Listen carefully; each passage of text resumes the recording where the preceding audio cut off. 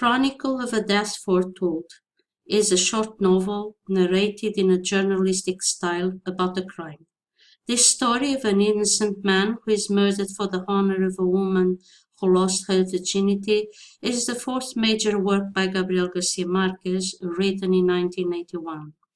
The narrator is a good friend of the victim and tries to reconstruct the case 20 years later, collecting data of various sources: dreams, weather reports, gossip, philosophical speculation, making a chronicle.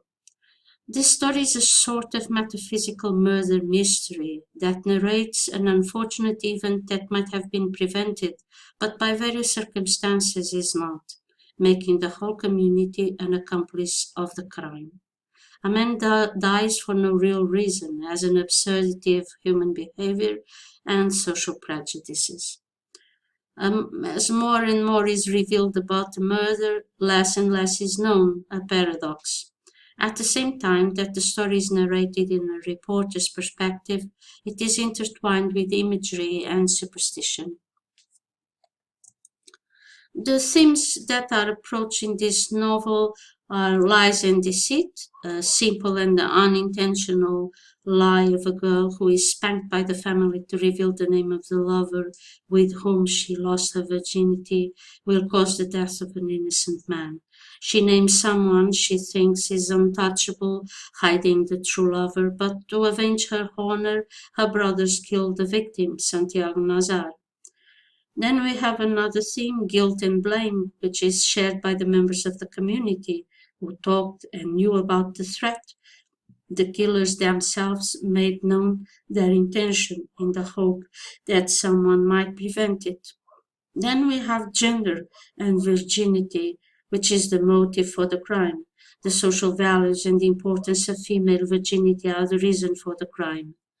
Then we have magic and superstition, which are embedded in the community's traditions, telling the future from dreams and tea leaves, the supernatural, the visions of the future turn out deceitful.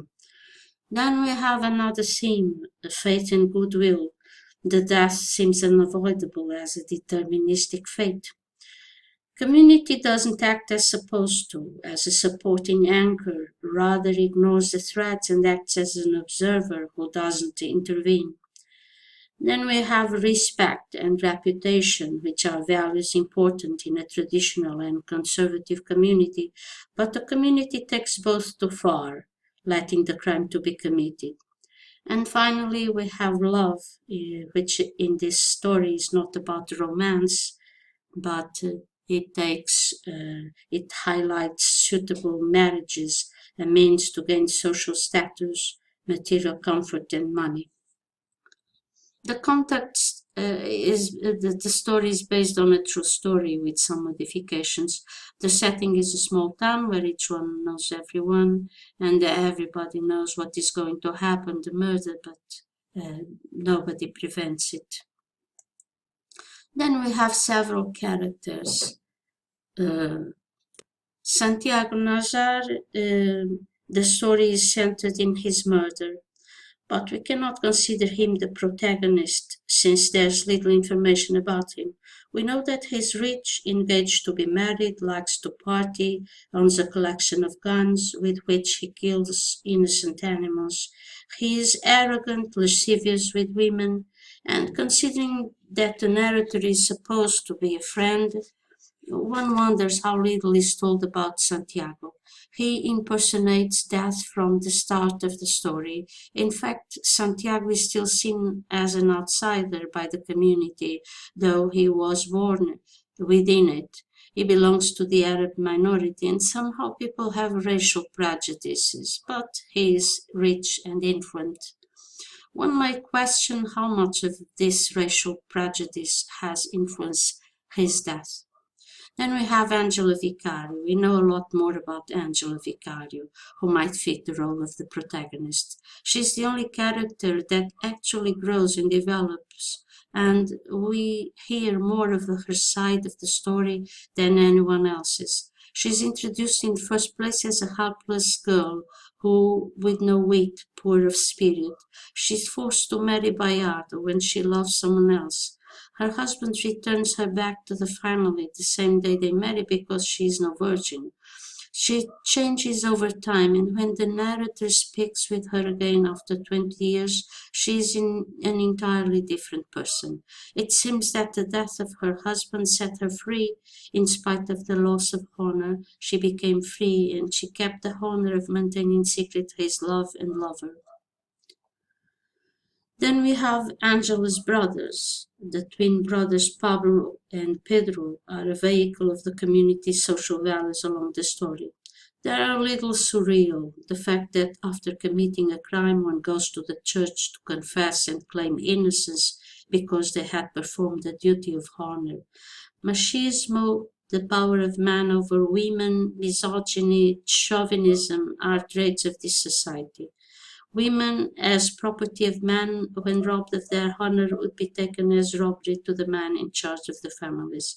In this context, the man in Angela's family had to take action against the robber, even unwillingly.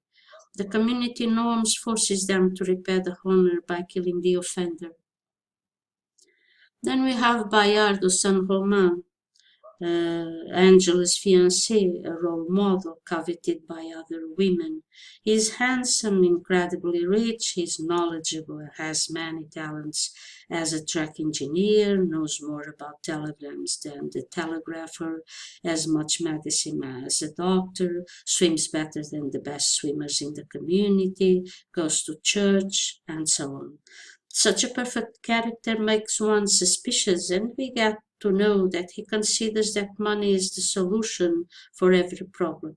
The episode about how he uses his resources and powers to force the poor widower Shios out of his home tells much of Bayardo's mean character. An obscure veil involves Bayardo. The narrator's mother sees the devil in him. Someone else suggests that he is gay. The narrator considers him a serious and sad man. Suppositions and mystery. When the narrator reporter tries to speak with him 20 years later about the facts, he shows aggressiveness and refuses to provide the most insignificant testimony. We have also Purissima del Carmen, Angela's mother, which is the ideal woman in a patriarch society. She devotes herself to the family. She is the role model of women that self-sacrifice, are born to suffer and to be subjected to men. The failure of Angela to this ideal leads the mother to beat her for 2 consecutive hours. Then we have Alejandrina Cervantes, which is not the ideal woman in a patriarch society, but she is a consistent character throughout the story. Maria Alejandrina is a prostitute. She teaches men, not the other way round. She takes man's virginity, and she is the only woman that seems to be truly loved and didn't make a marriage of convenience. She has many lovers. The narrator himself, Santiago Nazar, had a great passion for her. She is magnificent. She is a fierce lover. She makes her own money. She has her own job. She is independent. Then we have Victoria Guzman, the servant of Santiago Nazar, and she dislikes his employer. She fears for her daughter's virginity at the hands of Nazar. She doesn't want the same experience she had with Nazar's father. Victoria Guzman is one of the few female characters in the novel that fights against the inevitable. She is willing to fight his fate as she stands up to him. She's very open and straightforward in her attitude. Then a minor character, Divina Flor, who was raised to believe that she has no free will and that her fate is to be robbed of her virginity by Santiago. She's totally submissive and has compassion for Santiago. She doesn't evolve. After the whole incident, she becomes fat, faded, and still wistfully thinking about Santiago Nazar. the total opposite of the type of woman Angela Vicario turned into. And finally, we have Shius, presented as a victim, an unlucky and an unhappy character. He's a victim of Bayardo's caprice and greed. In a book where true love is absent, he seems generally in love with his dead wife, wishing to preserve her memories and home. He finally dies of heart attack on account of Bayardo's exploitation of his fragile condition. As for symbolism and imagery, there are three main images of the weather and the animals and the Nazar's smell of death. The weather adds a dramatic role to the crime. We had already seen the importance of the weather in Irendera's story.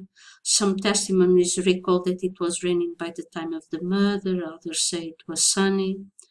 The smell of Nazar, the brothers feel the smell of Nazar's death for many years like a symbol of guilt, and the smell that Nazar exhaled with his bows on his hands and his poop.